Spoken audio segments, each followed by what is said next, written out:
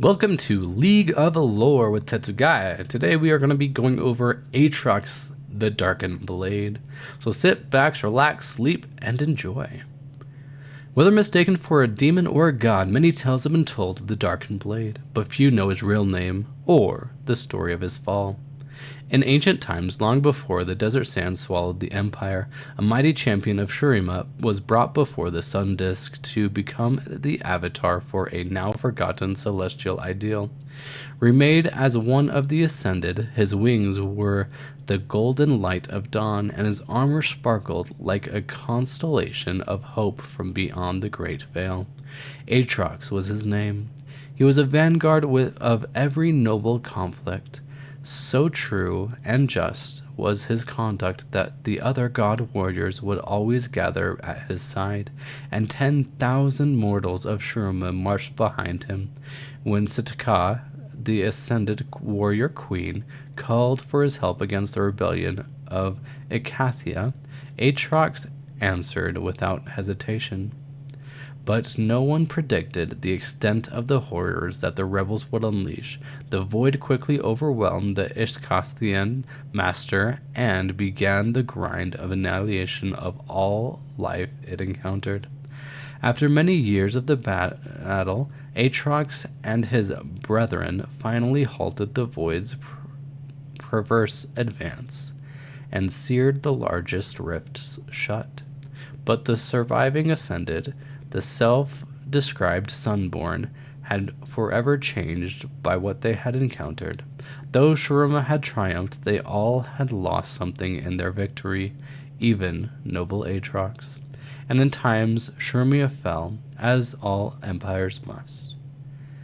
Without the monarch to defend, or the essential threat of the void to test them, Aatrox and the Sunborn began to clash with one another, and eventually this became a war of ruins. Their world mortals fleeing the conflict came to know them instead by a new, scornful name, the Darken. Fearing that these fallen ascended were as dangerous to Runeterra's survival as the vicious incursions had been, the Targonians intervened.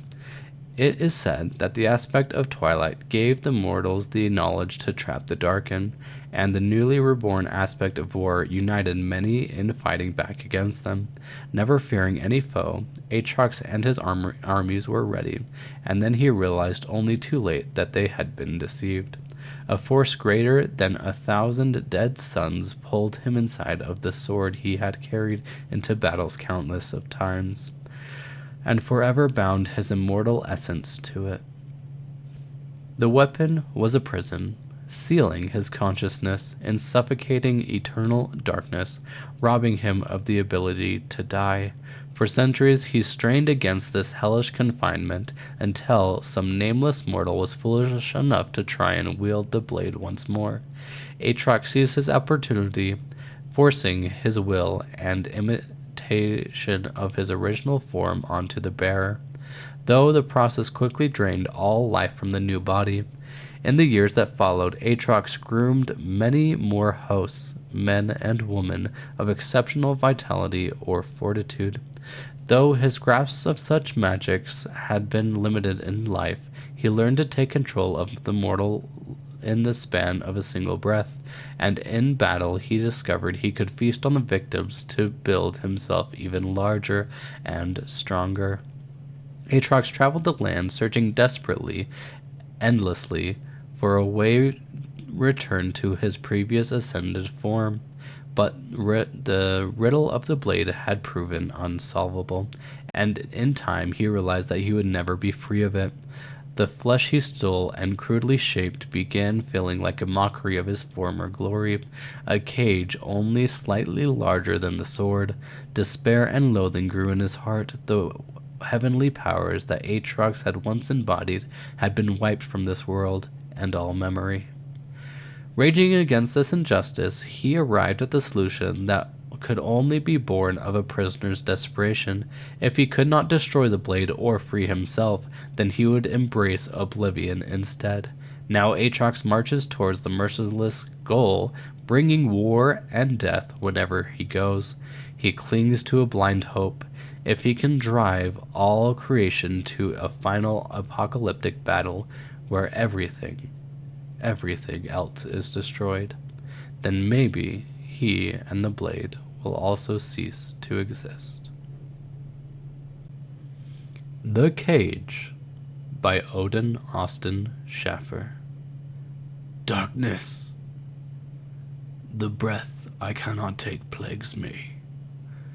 There's an emptiness in my lungs and throat, as if I stopped mid-breath, and then held my lungs cruelly waiting, my mouth open, throat hollow, unable to pull in air, my chest, the horrible tension in my thorax. My limbs and muscles refuse to move, I cannot breathe. I am choking. The pressure it builds.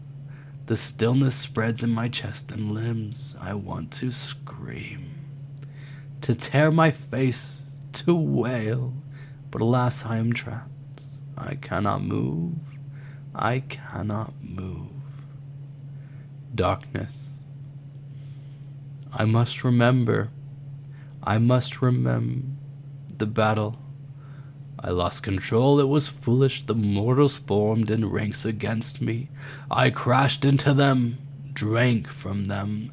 The temptation was too great, as I reaped, I forged their flesh into the better approximation of my true shape. Desperately, I consumed more and more, hoping for the befest echo of what I once was. Instead, like a fire, I burned too quickly, destroying even my host's form. Darkness. It was raining when we fought. What if the mud filth covered me? What if hidden for thousands of years, trapped in this prison? The horror of that idea feeds my panic. The battle is ending. I can feel it. I must will my form upright. I must. For I have no arms, no legs. The darkness binds me like a cocoon. No, I will myself upright, but I cannot know if it's working. I cannot know anything but the darkness. Please let some mortal find me, please. I beg the darkness endlessly, but the humiliation of my plea is answered only with silence. But then, I feel immortal nor by. I have no eyes, no ears, but I can feel his approach. He is fleeing from adversaries. He must defend himself. He must grasp me. Can he see me? He could run past me. I would be left here. I feel his hands grip this form, and his consciousness opens to me. I burrow into him, pulling him down. I am like a drowning man, thrown into the seas of a shipwreck, dragging myself to the surface and clawing past my fellows. What's happening? The mortal screams, but is silenced by the darkness, the endless darkness I have just escaped.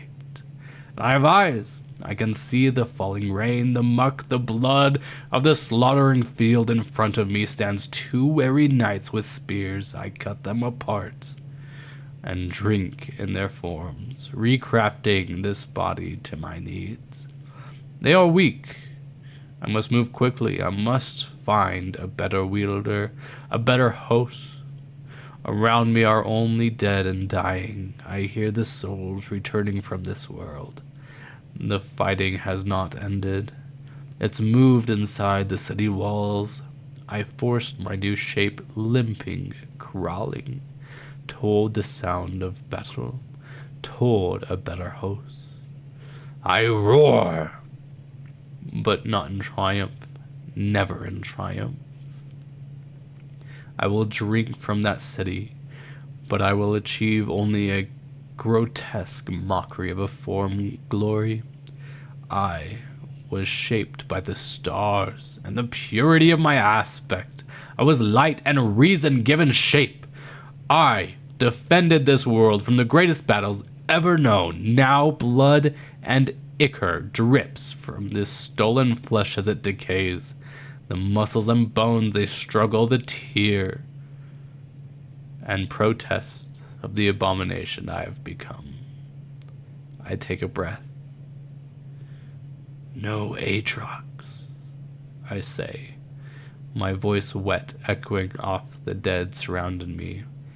We will go onward, and onward, and onward, until the final oblivion comes.